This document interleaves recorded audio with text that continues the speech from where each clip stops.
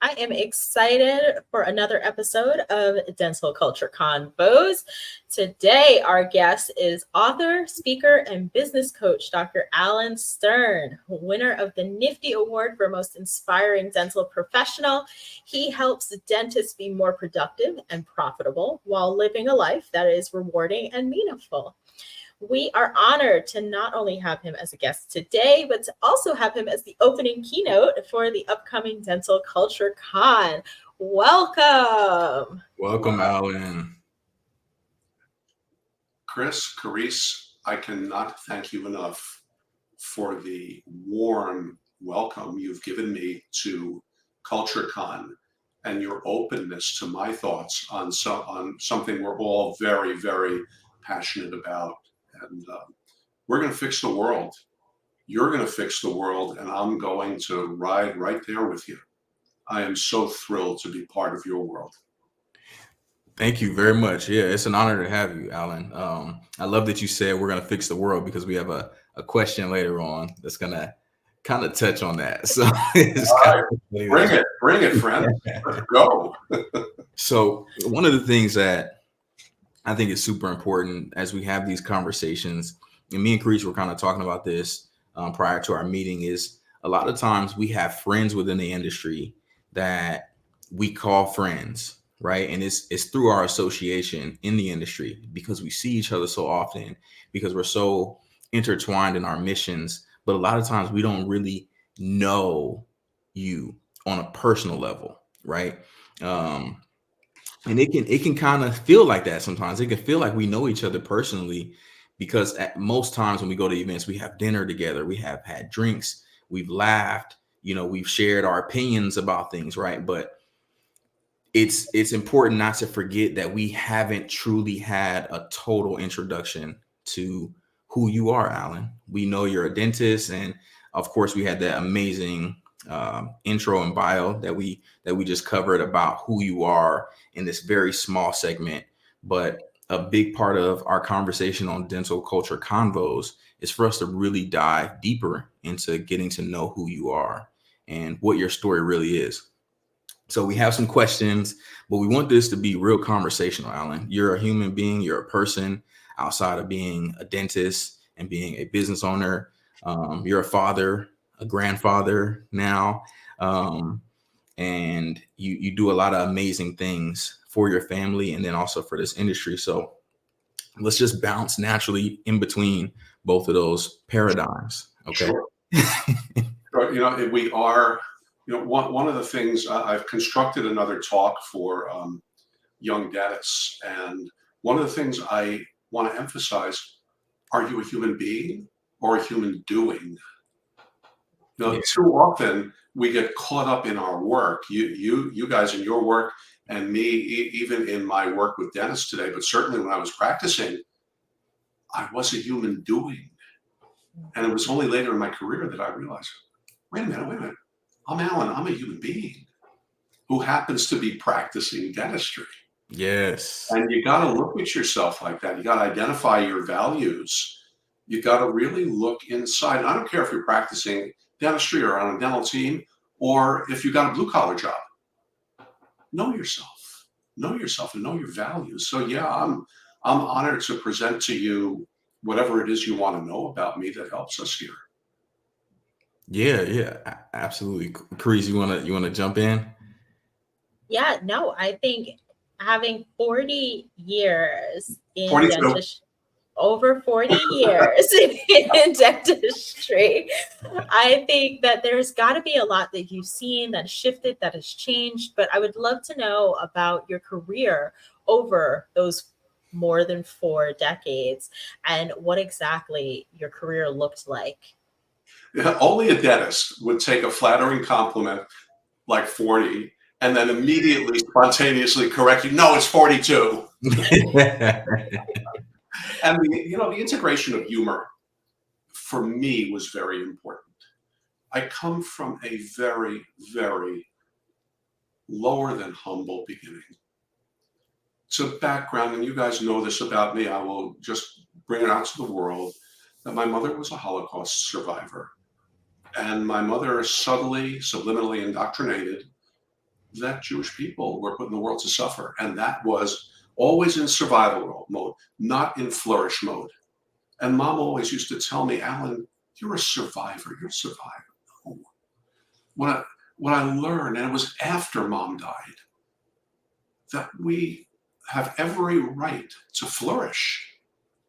Survival's all right. I mean, we got to have survival. But geez, it's about thriving. And I come from a scarcity mindset. And I had very low self-esteem, very low self-efficacy. And with a great assist from dental school, man, that did it. And that's okay too, because they didn't know any better back then. We know better now.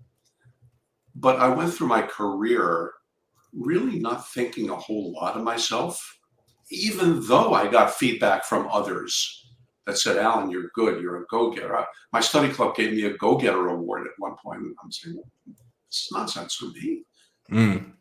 And so it was. And I tried over, I would say, the first 25 to 30 years of my career to try to be something that I wasn't. And that led to a number of enormously serious business foibles that led me to be about $250,000 in debt with no increase in income to pay down the services that I hired and the things that I bought. In addition to which, I bought a house that leveraged me.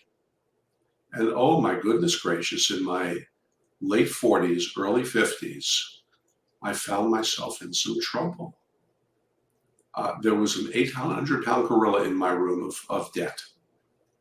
I had to sell my house. I didn't go bankrupt. I wasn't going to go there. I saw that in my family growing up. I wasn't about to go there. But when I sold my house, I liberated myself. And it opened up all kinds of possibilities. And I began to look inward, and I discovered who I am in this world. And I practiced dentistry according to who I am in this world. Okay.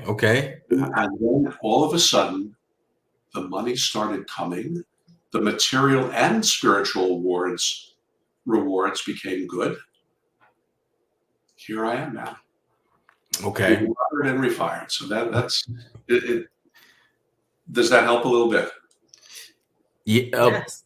Yeah, a lot. But what I feel like you just jumped through your entire story so fast. We got to go back. I'm from the Northeast, man. I don't know any other way. We got to go back. Okay, so first thing you mentioned was Mom, right? How she's a Holocaust survivor. Shout out to Mom. Mom instilled in you survival and that Jewish people were meant to suffer. Like that's deep, bro. Like that's not something that warrants or is the precursor to becoming a doctor, becoming a dentist. So like where my mind goes immediately in that is like with Mom telling you we just got to survive and Jewish people are meant to suffer. How did you find yourself believing enough in yourself? Like where did things transpire so that you could become or even start to pursue becoming a dentist? Like what was the mindset? Pursuing dentistry, that's a cultural thing, Chris. I grew up, no old man jokes out of you guys, but I grew up in the 50s and 60s. Okay. And you're laughing. We'll do that. Yeah. I got a guy in New Jersey. And, Jewish guys in the 50s and 60s, it's the stereotype, and the stereotype is true, and there's nothing wrong with it. You're going to be a doctor. That was a non-negotiable, except when I got rejected by medical school, I had to go to Plan B. Okay. But that's a cultural thing. But I struggled through dental school, and some of the struggles were real, and some of them were perceived because I was in suffer mode. I was in barely survive mode. Not even realizing, I thought I was way down here. I graduated in the middle of my class. Half the class did, quote unquote, better than me, and half the class did, quote unquote, not better than me. We're all called doctor today. But I didn't see that. What I didn't realize was the greatness is not in the outcome, the greatness is in the journey. And my pushing through and yes, I did seek counseling in dental school. Didn't help. They thought I didn't have a problem. They didn't want to hear it.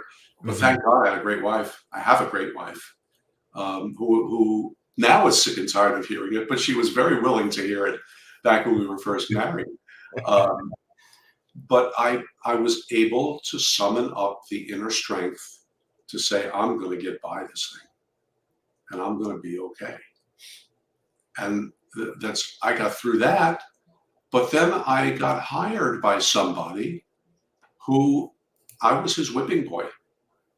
And I was held down and I was made false promises and I was not given any work to allow me to grow. And I thought that was all right because I'm just here to survive, man. I'm just here to survive. And it was only when my employer came through with his final false promise that I got angry. I got real angry. And I went home to my wife. My son was just born, and we had just bought our first home. And I looked at her, I said, I got to get out of there. And I got to go out on my own. And a tribute to the great wife that I have. He said, all right, let's do it. And we did. So I got angry, Chris. I got angry. And that started me up on this career, this mistake-laden, poor self-efficacy career that ended up with what you're seeing today. So I am very proud of my journey. I am very grateful. And I could break down because my mother teaches me every day more in death than she taught me in life. And everything I do from the moment I started Better, Richer, Strong is with her in mind, that her suffering will not be in vain, that I can look back at what happened to her and I can now know that her suffering will bring some good in the world through me. When we talk about the Holocaust experience, the ultimate intolerance. You know, this is what we're all about today, is learning and loving and respecting each other. But the antithesis of that, it ripples through the generations. But damn it, guys, I'm going to make sure that nonsense will result in people's lives getting better. That's what that's what's driving me.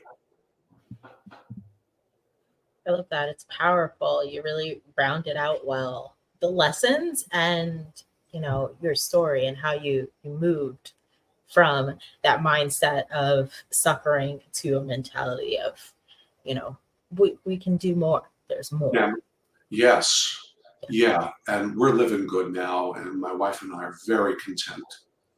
And I know why I'm here. And, you know, at this age, I am 11 years old. You do the math. Some people may expect a person my age to be on a rocking chair, sipping mint juleps somewhere. And we have our fun. We have plenty of fun. But damn, I've got a purpose. I've got a purpose. And I'm so grateful for you for allowing me to expand that purpose and give me more understanding and more affection and more respect for everybody. You have helped to grow me as well. Oh, I love that. Okay, let's shift a little bit while we're in that mindset of people helping other people grow into your team, because you worked in private practice, yes? Yes. And so your team and the people you had working with you, I don't like to say for you, but working with you in your practice. Yeah. You must have read my book. Very good. I'm teachable. Very good. So how was your team dynamic when it was at its best in private practice, and how was it at its worst? And then if you could share some lessons you may have taken from both of those times. Whoa. Wow. Ladies and gentlemen, I did not get these questions in advance, so this is going to be good. At its best, My wife was at my front desk for all but 2 of the years of my private practice. And we were very aware of the stigma that the doctor's wife can carry. In Mhm. fact, there were some people who didn't want to interview with us because Mrs. Stern was at the front desk. But we knew that, and we always understood the concept of power, because you could overpower people or you could power up with people for a purpose. And Fran was always that way. Power with, power with to help the practice. So at our best, we had, it's very trite, but we treated our hygienist and our assistant like our kids. We treated them like our daughters. We laughed a lot. Oh, did we have some jokes that I will not repeat here, because they're not for families. But off the air, I'll tell you one story that was absolutely hysterical. But they couldn't bring themselves to call me Alan, but I really wanted them to. They couldn't do it. Culturally, it wasn't in their heads to do that. But example, my assistant's husband was dirt biking, and he crashed into a tree and broke his ribs. What did I do? I went to a rib place and brought him ribs for dinner. And they appreciated it. We had that kind of close relationship. My hygienist, the week after I hired her, Melissa, had a very bad breakup, and she had to take a week off a week after she started working. And I thought it through very carefully. And I hired her for a reason. And I looked at her. I said, take all the time you want. Everything else will wait. What did I get in return? There's nothing they would have done for me. Nothing they wouldn't have done for me. My assistant's husband with the ribs, when he was healed, he came back and helped fix up my house. He did some repairs on my house. He was a contractor. Didn't ask me for a dime. I gave him some money, but he didn't ask me for anything. My hygienist, Jess, the last hygienist I had to move some heavy stuff around to the reclamation center. Brandon had a pickup truck. Brought his truck over, helped me load up some stuff, unload it. We went out of our way for each other, because it wasn't an employer-employee relationship. It was a love relationship that centered on us so that we can work with those patients to get them where they want to be. At our best. At our worst, man, it was bad. So, one of my Alanisms is, show me a person whose life is a perfect storybook and I'll show you a liar. So at its worst, I made the mistake of hiring wrong and then managing them improperly, learning experience. I took a practice management program which involved traveling. It wasn't a team at that time, it was a staff. And we traveled down to another state. I don't want to even hint at what the program was. 3 trips, including a side trip to Las Vegas to have some fun, which we paid for. And in the middle of one of the sessions with the management firm, I proposed changing our office hours. And the assistant fought back. She didn't want to change anything. I wanted to start early in the morning. And not only did she just argued with me, and then for the rest of the trip, she would not talk to me. I would ask her a question, she'd stare into space. Oh, man. I came back from the Pankey Institute, from C1. It was called C1 back then. And I came into that very same team and I said, the difference between what we're doing now and what I want to learn at Pankey is the difference between a department store and a boutique. The hygienist I had at the time said, well, I don't shop in boutiques. And I didn't react to it. I could have reacted much, much better. I could have used my 3 magic words that I learned much later on, and that's tell me more. And take the challenge with curiosity rather than a tug of war, because in a tug of war, somebody wins and somebody loses. In curiosity, we win. But that was us at our worst and at our best. It's when there is love in the air is when we function best. What does love have to do with business? Everything. Everything. What does love have to do with humanity? What does love have to do with us getting together? Everything. 100%. I'm a huge proponent of love. Like my whole alias is centered around love. Yep. And I think a lot of people kind of got that misconstrued because of whatever, preconceived notions they have about me. But that's what it centers around is not being a ladies' man or whatever, people want to think. It's 100% that at the core of us, we all seek love and everything. And when we lead with that, most times you see the beauty, the true beauty of life and of an individual person. Yeah. I want to go back really quick to your Allenism. I have a book here. Oh, that's a wonderful book written by a very, very handsome guy too. Right. Show me a person without stress and I'll show you a cadaver. I like that. I like that so much. There was something that I wanted to state as far as like I think that is really important when we talk to experts about the journey and where you're at now. Like we started leading there, right? We came out the gate, like already like going through to Dr. Alan Stern that we all like, love, respect, and want speaking, doing keynotes, right?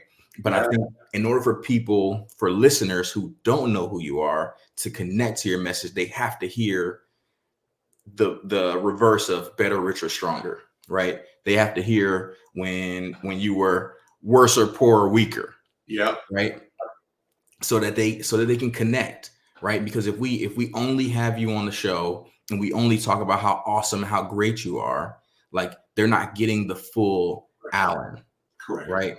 And I think that's what makes you have validity in what you speak about. So thank you for sharing when your team was at its worst and then when it was at its best. Yeah.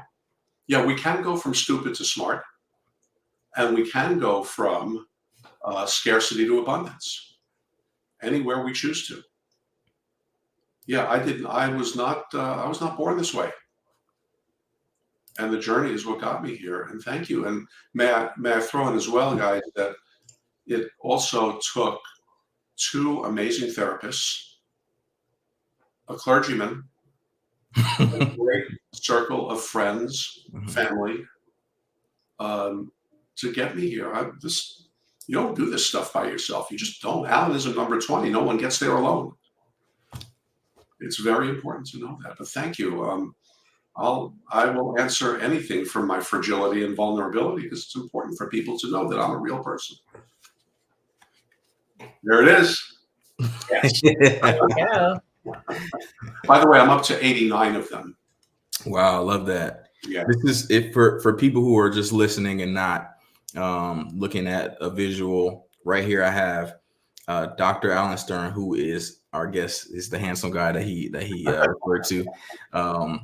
His book Destination U, right here, and throughout it, it's such an easy read, and it's really witty and full of humor. But he has 20 Alanisms in this book, so pick it up. Where can they get this from, Alan? Right now, you're going to get it from me directly. Okay. My other book, which is Enjoy the Ride, which is right back behind me, that you could get on Amazon. I haven't created a marketing plan for Destination U yet. Right now, these are gifts that I'm giving. But this guy's available on Amazon. And this is my story and the lessons learned from it. Is that the one you have, Chris? Yes. Oh, you don't have that, Chris? No, I don't. Oh, I'll have to do something about that. Don't sweat it. You'll have it. Okay. It's okay to let him know that you like me better. Totally fine. You weren't supposed to talk about that. Okay, so let's transition into a little bit more of the meat of your mission and some of the battles that you fight outside of making dentists obviously better, richer, stronger. There is a rise and has been a rise in anti-Semitism.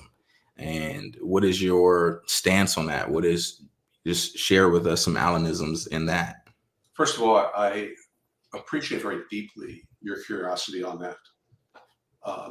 Because one of the fundamental things that we've learned as we've conquered, or we're just struggling with racism and gender bias and all kinds of other, can I say crap? Of course. That doesn't belong in humanity. I think we've learned that we need each other, that the oppressed or the picked on group needs alliances with empathic others. And it is so important for us to exchange these ideas. That's why CultureCon is so important, because we all need each other. But, as the son of a Holocaust survivor, I'm sensitized to it, but I've always kind of, just accepted who I am, and I am who I am. And yeah, I'm Jewish. Yeah, all right, fine, it's cool. But a couple of weird things happened in my life. Number one, I'm Jewish educated. I went to a Jewish day school for 9 years. And I'm very fluent in my faith and my religion. I can do just about anything in a Jewish service, in Hebrew or in English. I do it well as a result of that education. But in that educational process, there were some subliminal messages thrown at us that we're better. And there is that little, it's not overt, it's subtle. But Jewish people are the chosen people and better than. How was that wrong? How was that wrong? And I had an experience. I worked between college and dental school. I was out of school for 2 years. I worked in a retail store. And I got a position in management. And I started hearing the word Jew boy. Uh-oh. At first, who the heck is this guy? He doesn't know in his little finger what I've accumulated in my education.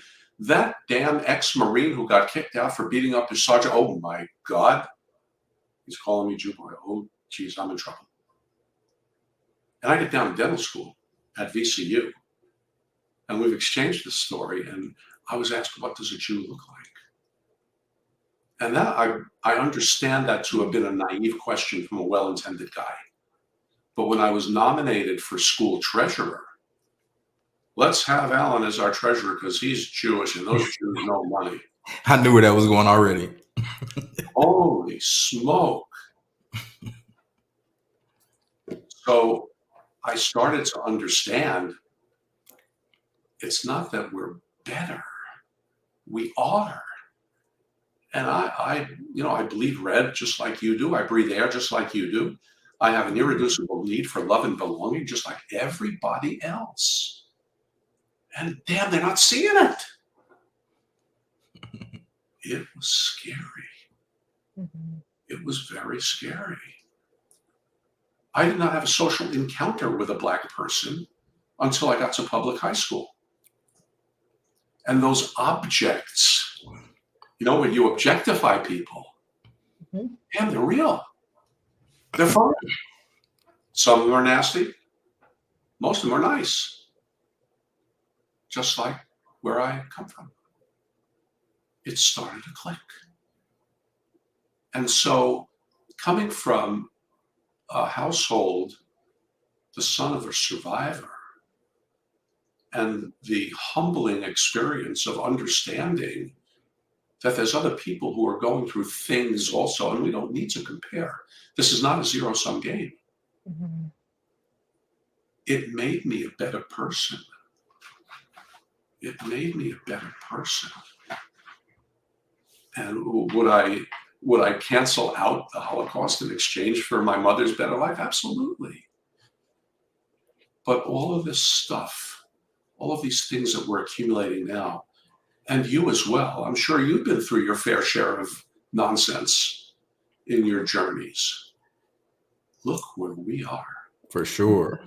Look, so it's made us better, richer, and stronger. And now we're going to spread it. And it's just, even as I talk about this, it's astonishing to me that we're here together. Did I go too far off point there? I hope not. No. Nope, not at all. You actually tackled two of our bullet points, and you talking about that. Like we wanted to talk about the anti-Semitism and where your experience has been with that. And I think it's interesting hearing you talk about just talk about your experiences, because in a lot of ways I feel like every culture has some degree, regardless of if you are on the like lower class, you're in a poor, right, middle class, high class, like everyone always has this internal dialogue within their cultures that you're better than someone or some other person. Yeah.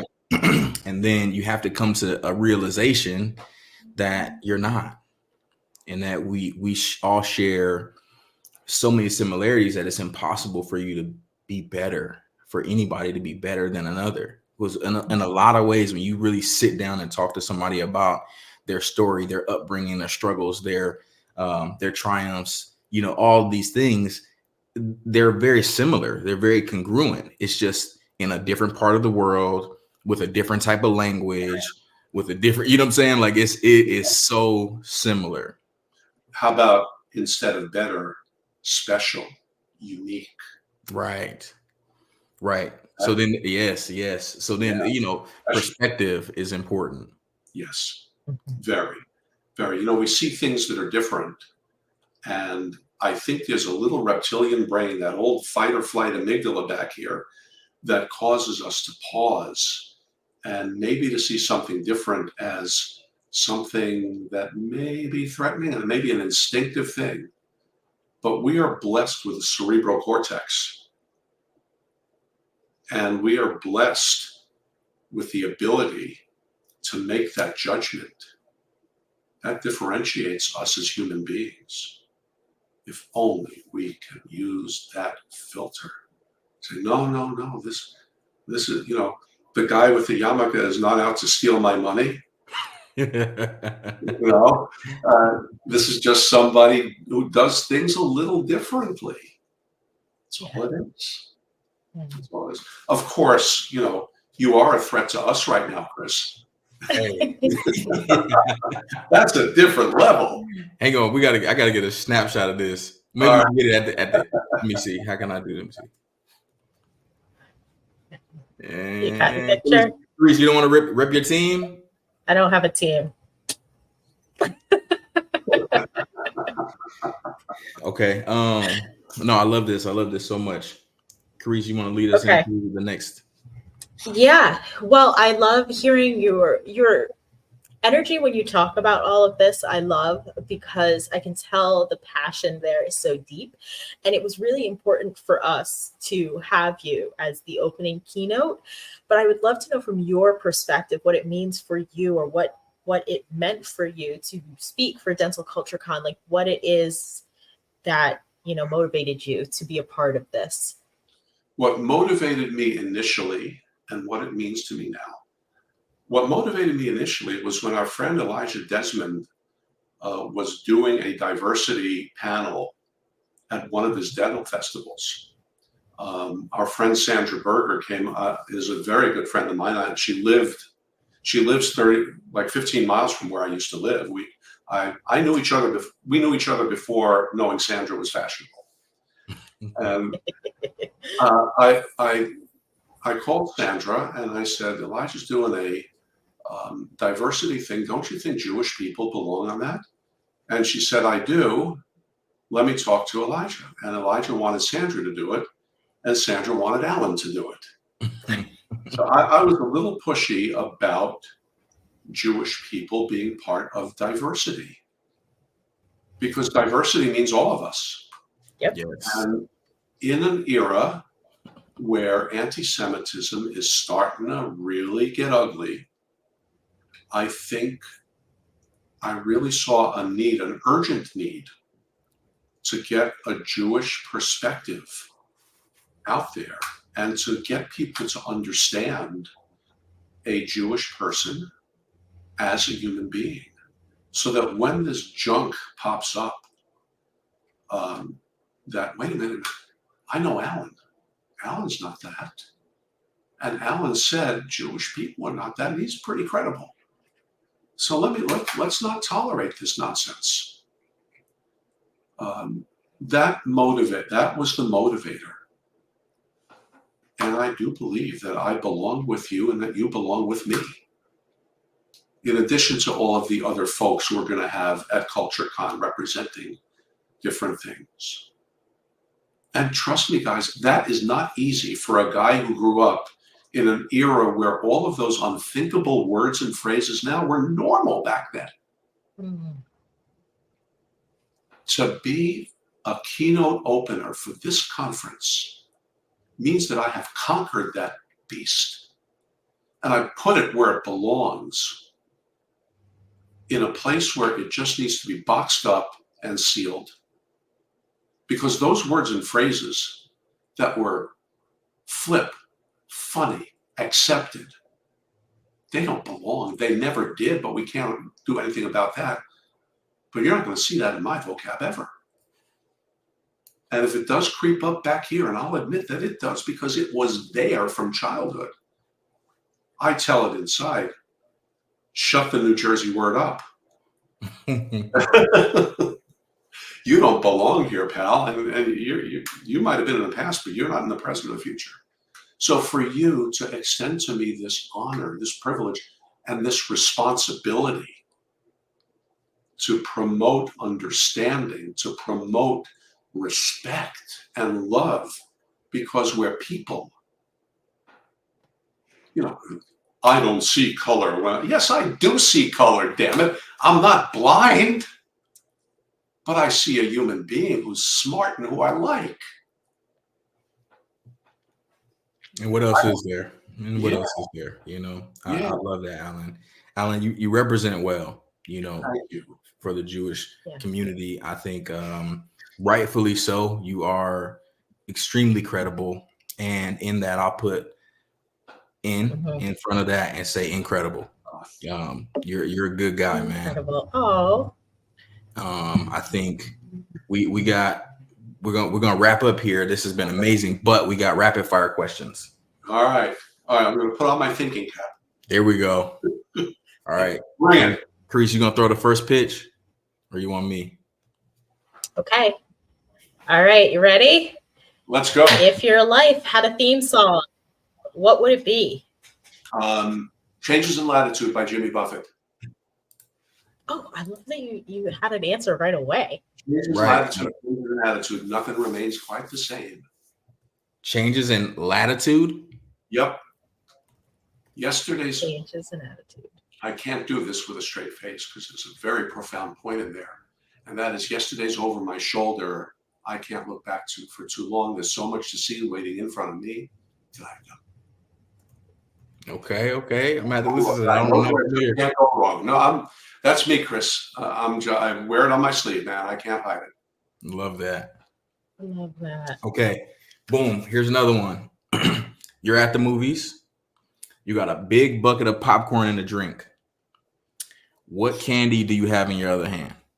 Nothing. I wouldn't even have popcorn and a drink because I lost 35 pounds and I am not getting rid of that. Water, for God's sake. Goodness gracious, Alan. What? Okay, the old you before you wouldn't. What candy was your favorite? Goldenberg's peanut chews. Peanut chews. Pull the crowns right off of my teeth. Okay. A little it's in a different direction, not as fun, but very enlightening. What's the best piece of advice you've ever received? Put it in perspective. My therapist, the late great Dr. Arnold Lazarus, when dentists catastrophize everything. Patient leaves your office, it's the end of the world, the crown doesn't see, oh my God, my career is over. And put it in perspective, for heaven's sake. It's nothing in the grand scheme of things that could go wrong, that do go wrong in your life. So compare what you're going through to a real disaster, and you'll understand that these are just things that challenge you. Yes. That's all they are. Love that. Okay, last one. Yes, sir. You ready? You have to pick one to solve. Okay. World peace or world hunger?